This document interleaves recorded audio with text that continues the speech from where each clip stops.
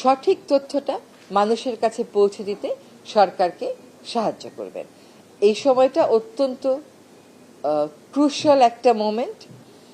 এই সময়টা যেমন আশা আকাঙ্ক্ষার দোলাচলে আমরা আছি, প্রত্যাশার একটা দোলাচলে আমরা আছি, এটা যেন জাতির পূরণ হয়, সেখানে গণমাধ্যমের যে ভূমিকাটা পালন করা উচিত সেই ভূমিকাটা নিশ্চয়ই আপনারা পালন করবেন এবং আপনাদের যতটুকুন সাহায্য সহযোগিতা লাগে সেটুকুন ব্যাপারে আমাদেরকে বলবেন, আমরা আপনাদেরকে অবশ্যই সাহায্য করব।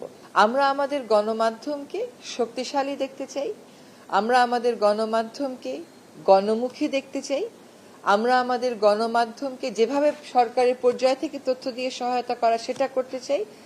একই সাথে তথ্যের যেন খণ্ডিত বা বিকৃত উপস্থাপন করা না হয় সেটাও দেখতে চাই। তথ্যের বস্তুনিষ্ঠতা অত্যন্ত জরুরি বিষয়। বিশেষ করে যখন একটা দেশ গণতন্ত্রের পথে যাত্রা শুরু করে তখন বস্তুনিষ্ঠ অবস্থানে থেকে তথ্য পরিবেশন করা, সেটার বিশ্লেষণ করা, জনগণের কাছে সেই তথ্য পৌঁছে দেওয়া অত্যন্ত জরুরি। আমাদের এবারের নির্বাচনটা তো কিন্তু কেবলমাত্র আপনার নেতা নির্বাচন হচ্ছে না, এটা আপনার একই সাথে একটা গণভোটও হচ্ছে। কাজে সেই গণভোটের বার্তাগুলো আমরা কেমন ভাবে মানুষের কাছে পৌঁছে দেব, ভোটারদেরকে আমরা কেমন করে সাহায্য করব তাদের মতামত গ্রহণ করার ক্ষেত্রে, এটা একটা অত্যন্ত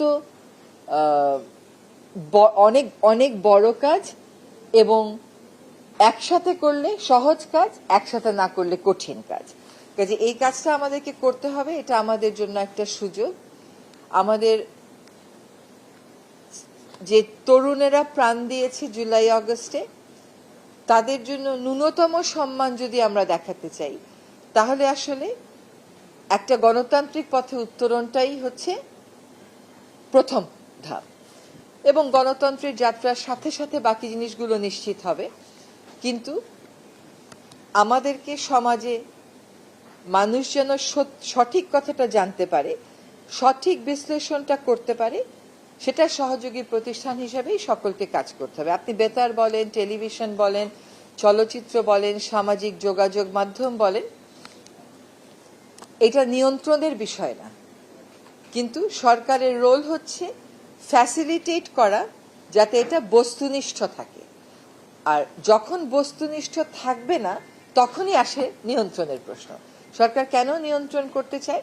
যাতে অপতথ্য বা বিকৃত তথ্য দিয়ে আমাদের যে এগিয়ে যাওয়ার স্বপ্ন এটা কোনোভাবে বাধাগ্রস্ত না হয়। নিয়ন্ত্রণের কাজ কেবলমাত্র সেটুকুন, আর বাকি সব কাজটুকুন হচ্ছে আমাদের সহায়ক কাজ।